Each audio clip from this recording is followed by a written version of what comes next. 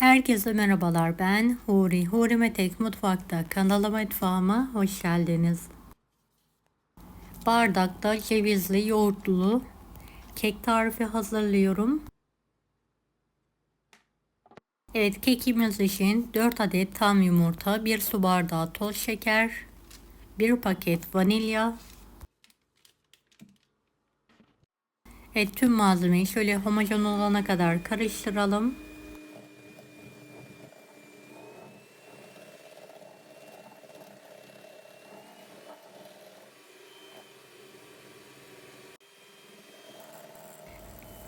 Bir su bardağı sıvı yağ, 1 su bardağı ev yoğurdu kullandım.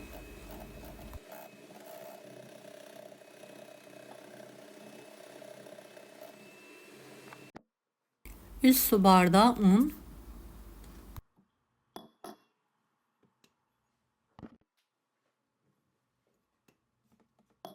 1 paket kabartma tozu,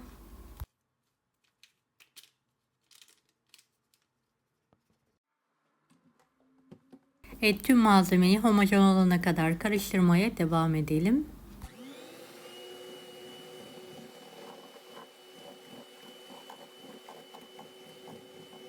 Bu emek verdiğim videoyu sevdiklerinizle paylaşarak bana destek olabilirsiniz.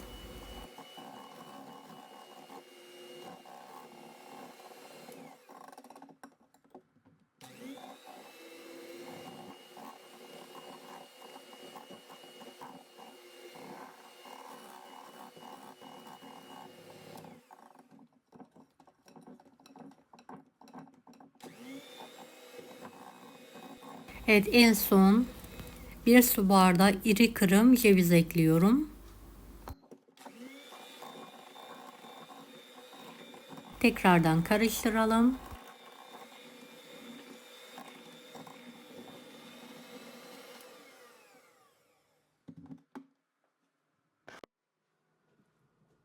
Kıvamı biraz koyu olmalı.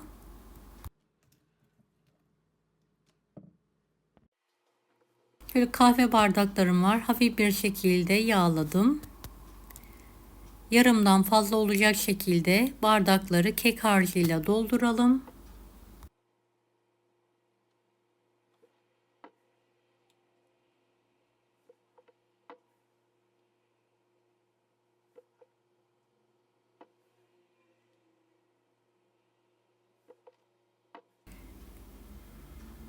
Evet, yarısını vanilyalı yarısını kakaolu olarak hazırlıyorum. Kalan harca 2 yemek kaşığı kakao,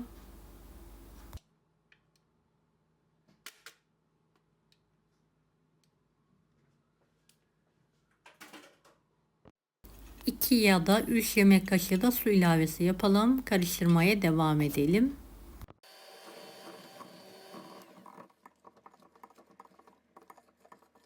Beni hangi ülkeden veya şehirden izliyorsunuz merak ediyorum. Yoruma yazarsanız sevinirim.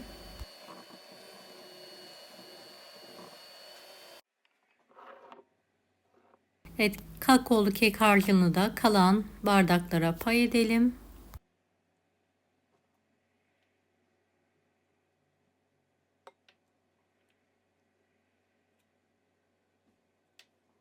Önceden ısınmış 165 dereceli fırında pişirmeyi bırakalım.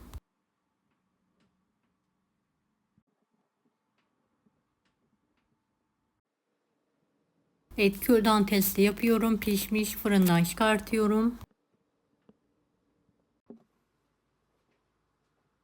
Şöyle ilk sıcaklığı geçmesi için kendi halinde bekletelim. Kağıtları bir makas yardımıyla keserek kekimizi çıkartalım.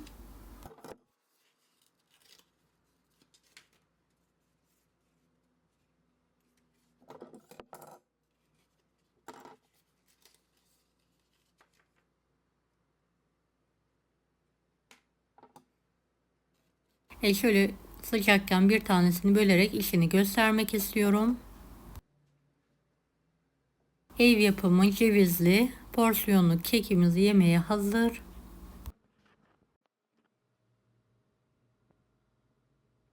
deneyecek olan herkese şimdiden kolaylıklar dilerim. Allah'a emanet olun. Hoşça kalın.